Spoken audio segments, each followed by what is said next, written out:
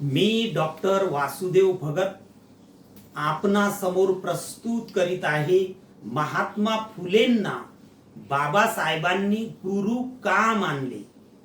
28 October 1954 च्या सभेमध्ये बाबासाहेबांनी त्यांच्या गुरु संबंधी माहिती आपल्या अनुयायांसमोर सादर केलेली होती।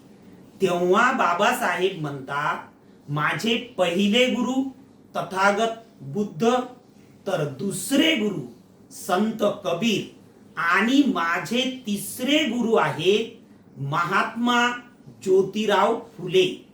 महात्मा फुले हेच खऱ्या अर्थाने ब्राह्मणेतर समाजातील सर्व लोकांचे गुरु आहेत। महात्मा फुले यांनीच शिंपी, कुंभार, नावी, कोळी, महार, मांग अशा मागास जातीतील लोकांना माणुसकीचे धडे दिलेले आहेत। त्याचबरोबर माणुसकीने कसे जगावे हे सुद्धा महात्मा फुलेंनी शिकवलेले आहे।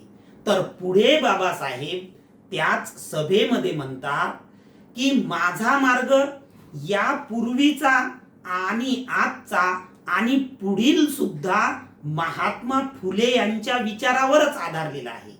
परंतु पूर्वीच्या काळी आमच्या सोबत अन्य समाजातील प्रमुख नेते सुद्धा होते, परंतु ते नेते आज आपल्या स्वार्थासाठी, राजकीय पदासाठी काँग्रेस सोबत अन्य राजकीय पक्षामध्ये गेलेले आहेत। परंतु आमचा मार्ग हा महात्मा फुलेंचाच आहे। कोणी कुठेही जाओ, कोणत्याही राजकीय पक्षामध्ये जाओ, परंतु मी महात्मा फुले यांच्या विचारानुसारच वाटचाल करणार आहे, असे बाबासाहेब आंबेडकर प्रतिपादन करतात। त्याचबरोबर यापूर्वी म्हणजेच 17 नोव्हेंबर 1951 ला प्रचार सभेमध्ये सुद्धा बाबासाहेब म्हणतात, अन्य समाजातील राजकीय नेते स्वतःच्या स्वार्थासाठी काँग्रेस आणि अन्य पक्षामध्ये गेलेले आहेत, परंतु मी पूर्वीपासून आणि आज सुद्धा महात्मा फुले यांच्या विचारानुसार कार्य करीत आहे, त्यांचा अनुयायी सुद्धा आहे। तसेच बाबासाहेब आंबेडकर पुढे म्हणतात, मला महात्मा फुलेंचा अनुयायी मानून घेण्यामध्ये कोणत्याही प्रकारचा संकोच किंवा लाज वाटत नाही, असे सुद्धा बाबासाहेब आंबेडकर नमूद करतात। तसेच बाबासाहेब पुढे म्हणतात, मी आपणास खात्रीलायक पद्धतीने सांगतो की केवळ आज मी महात्मा फुलेंचा एकमेव अनुयायी आहे, खरा अनुयायी आहे, असे बाबासाहेब आंबेडकर म्हणतात।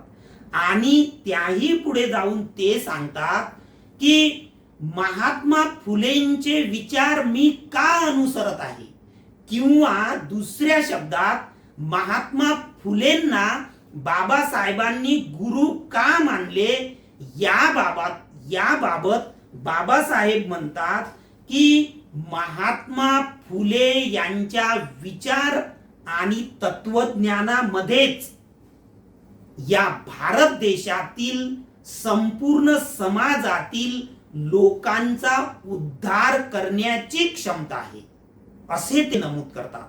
आणि म्हणूनच पुढे सुद्धा असे सांगतात की या देशातील कोणताही राजकीय पक्ष पुढे येऊ आणि त्याचा उद्देश जर संपूर्ण समाजातील लोकांचे कल्याण साधणे असेल, तर त्या राजकीय पक्षाला महात्मा फुलेंच्या विचारानुसारच कार्य करावे लागेल।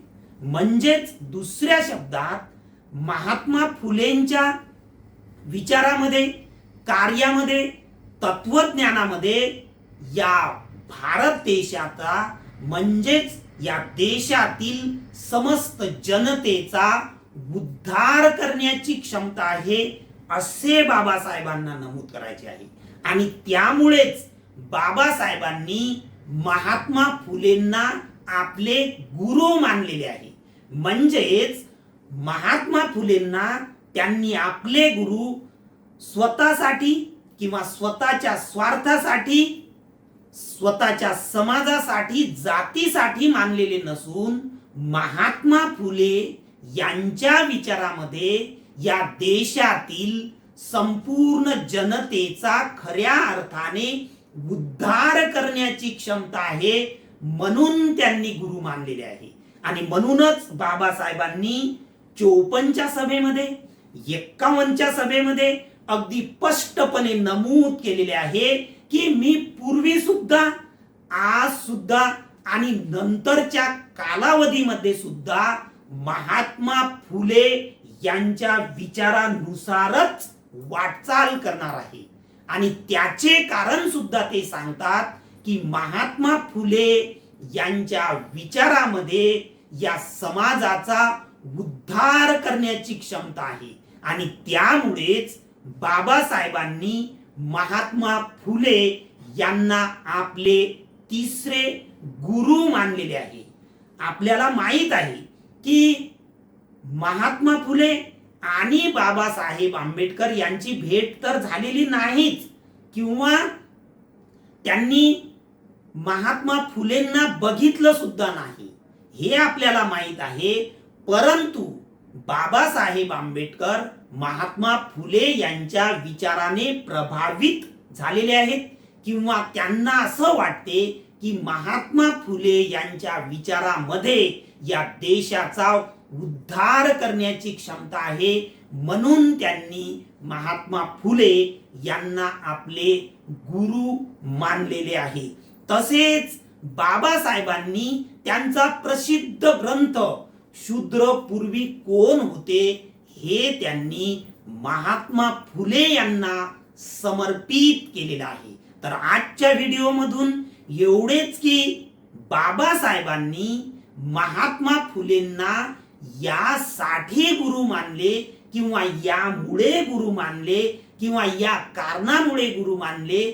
आणि ते कारण म्हणजेच की महात्मा फुलेंच्या विचारामध्ये या देशातील संपूर्ण समाजाचा उद्धार करण्याची क्षमता आहे, आणि तीच खरी लोकशाही आहे असे बाबासाहेबांना वाटत होते. म्हणून त्यांनी महात्मा फुले यांना गुरु मानलेले आहे.